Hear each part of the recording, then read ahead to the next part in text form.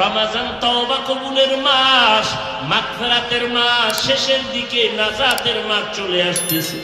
ওরে আম্মা জানেরা, বৃদ্ধ বাবাজিরা, ও যুবক ভাইরা, তোমার মতো কত যুবক স্কুল কলেজে পড়ে, নামাজ ছাড়ে না, দাড়ি কাটে না, বেপরদায় চলে না, কাউকে গালি দেয় না, কারো গীবত করে না, ওই রোজাও রাখে, নামাজও পড়ে, মসজিদে গিয়া নামাজ পড়ে, আল্লাহর মহব্বতে চলে। কত যুবক অভাব নাই।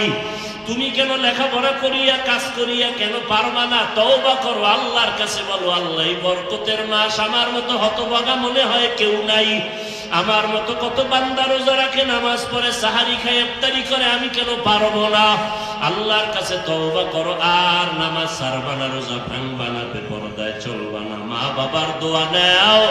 মা বাবায় যদি দোয়া করে রাস্তা খুলে যাবে। মা বাবার দোয়া নাও, মা বাবার কাছে গিয়া দোয়া চাও, মুরব্বীদের দোয়া নিয়ে চলো, উলামায়ে আহলে হকের পরামর্শ নিয়ে চলো, উলামায়ে আহলে হকদের পরামর্শে আমল করো, বাতিলের থেকে নিজে দূরত্ব বজায় রেখে চলো।